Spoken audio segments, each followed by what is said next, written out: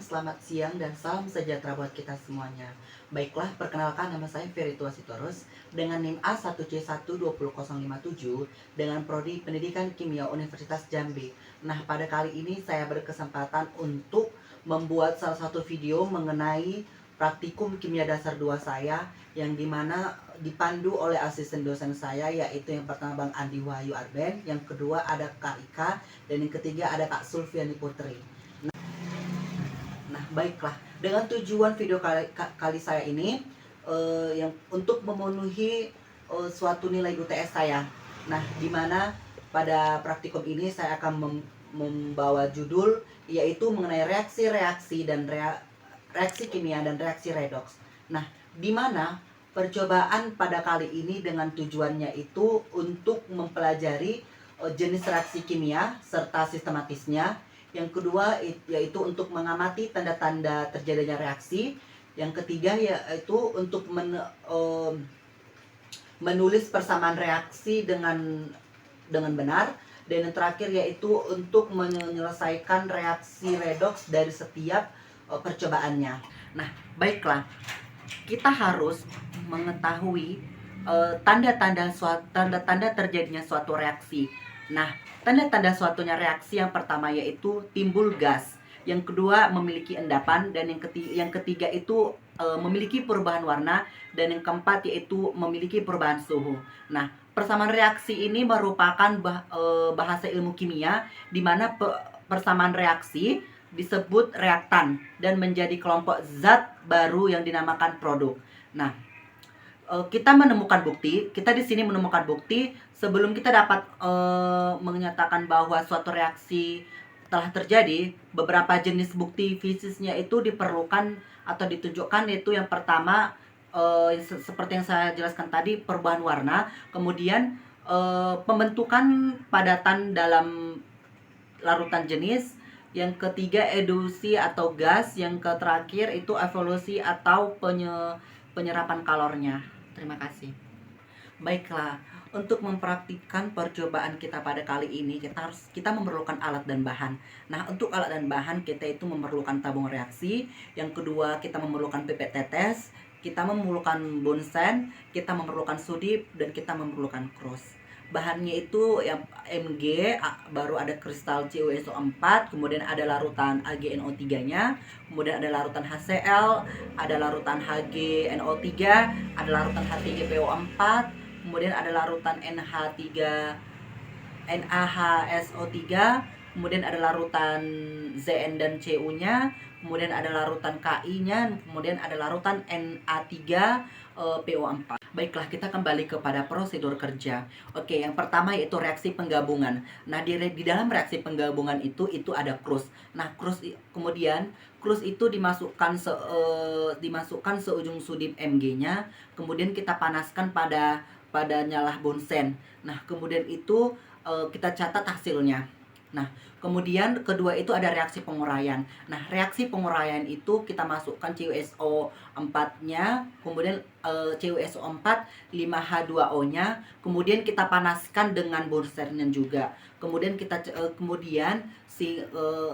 hasilnya itu kita catat. Oke. Yang ketiga yaitu ada reaksi pengganti tunggal. Nah, di dalam reaksi pengganti tunggal ini itu ada tabung reaksi pertama. Nah, tabung reaksi pertama itu kita isi dengan 1 ml larutan AgNO3, kemudian dan 0,1 gram serbuk Cu-nya, kemudian kita gosok hingga homogen. Nah, sehingga homogen kita catat hasilnya itu. Nah, kemudian ada tabung reaksi kedua. Nah, tabung reaksi kedua ini kita isi dengan 1 ml larutan HCl 0,1 gram, dan serbuk Cu-nya juga sebanyak 0,1 gram. Kita gosok juga secara homogen, kemudian akan kita catat hasilnya. Berikutnya itu kita kembali ke reaksi netralisasi, di mana reaksi netralisasi ini memiliki 3 tabung reaksi. Nah, 3 tabung reaksi ini kita masukkan larutan HNO3-nya itu HNO3, H2SO4 dengan H3PO4 sebanyak 1 ml atau sebesar 0,1 molar. Kemudian kita tambahkan 1 tetes fenoxyethylennya, Dan ketiga itu kita tetes larutan NaOH-nya. Kemudian setelah mendapatkan hasil itu, hasilnya akan kita catat. Oke, berikutnya itu ada reaksi redoks serta perubahan warnanya. Nah, di dalam reaksi redoks ini itu memiliki 3 tabung reaksi, di mana 3 tabung reaksi ini kita masukkan 0,5 ml larutan H2SO4-nya itu sebanyak 6 molar dan 0,5 ml KMNO4 0,1 molar. Nah, kemudian kita tetesi dengan Na2CA2O4 0,1 molar sampai ada perubahan warnanya. Nah, kemudian itu kita masukkan 3 molar NaHSO3-nya itu sebanyak 0,1 molar dan 1 ml NaOH-nya itu dikocok. Nah, kemudian kita tetesi KMNO4-nya itu sebanyak 0,1 molar ke tabung 2 dan kita amati itu. Nah, kemudian kita masukkanlah HCl sebanyak 6,41 molar pada tabung 3. Kemudian kita tambahkan 1 gram. Dan kita tambahkan 1 gram. Kemudian itu KMNO4-nya itu kita panasi pada lemari asam. Oke, sehingga nanti di situ akan ada hasil. Nah, hasilnya itu kita catat. Nah, kemudian ada beberapa reaksi redoks. Nah, di dalam reaksi redoks ini, tabung reaksi itu kita masukkan 2 ml CuSO4 itu sebanyak 0,5 molar. Kemudian kita tambahkan itu sepotong logam Zn. Kemudian kita masukkan logam Cu ke larutan ZnSO4-nya itu 0,5 molar. Kita jelaskan keadaan di atas dengan menggunakan daftar elektroda redoks. Nah, setelah itu nanti setelah ada hasilnya itu kita catat. Nah, kemudian ada tabung reaksi 2. Nah, tabung reaksi 2 ini kita masukkan larutan PbNO3-nya itu sebanyak 0,5 molar dan NaNO3-nya itu sebanyak 0,5 molar juga. Kita catat, baru kita catat urutan logamnya itu.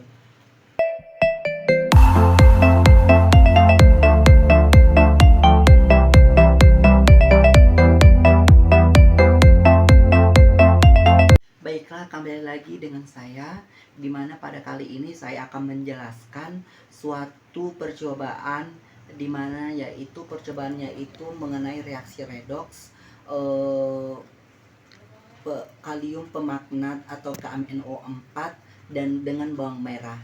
Untuk alat dan bahannya kita memerlukan bawang merah, PK atau kalium pemagnat, kemudian air ACCU-nya atau H2SO4, kemudian ada wahda, ada sendok, telenan dan pisau, kemudian ada air. Nah, langkah kerjanya itu yang pertama, kita larutkan PK atau kalium pemagnatnya ke dalam air, kemudian aduk dengan rata. Kemudian bila kita lihat larutannya berwarna ungu. Kemudian kita tuangkan larutan PK-nya itu ke dalam wadah lain dengan jumlah yang sama atau konsentrasi yang sama. Nah, yang ketiga, kita siapkan irisan bawang merah. Kemudian setelah kita iris setelah kita iris kita masukkan ke dalam wadah. Nah, akan tetapi kita harus membaginya dengan sama. Irisan bawang merahnya itu kita bagi sama rata. Nah, perlu kita ketahui bahwa bawang merah itu terkandung sulfur belerang atau es. Nah, kemudian yang keempat, bawang merah yang sudah kita iris tadi, yang seperti kita katakan, kita masukkan ke dalam wadahnya dengan jumlah yang sama. Nah, hal ini dikarenakan karena belerang yang terdapat di dalam bawang merah itu ketika bawang merah kita iris, sulfur di dalam bawang merah itu bereaksi dengan oksigen membentuk SO2, kemudian ketika kita biarkan akan bereaksi dengan oksigen membentuk SO3. Nah, kemudian kita tambahkan air aki ke dalam wadah 2. Air aki ini berfungsi sebagai katalis, yaitu zat yang dapat mempercepat suatu reaksi. Kemudian kita gunakan wadahnya, kita guncangkan wadahnya hingga larut dengan rata untuk wadah 1 larutannya kita diamkan tanpa penambahan katalis. Bisa. Oke, lalu kita diamkan kedua wadah larutan. Lalu kita diamkan kedua wadah larutan beberapa saat. Kemudian kita lihat wadah dua itu warnanya berubah. Kemudian karena apa? Karena ditambah katalis. Sedangkan wadah yang pertama itu tidak berubah. Karena disebabkan tanpa katalis.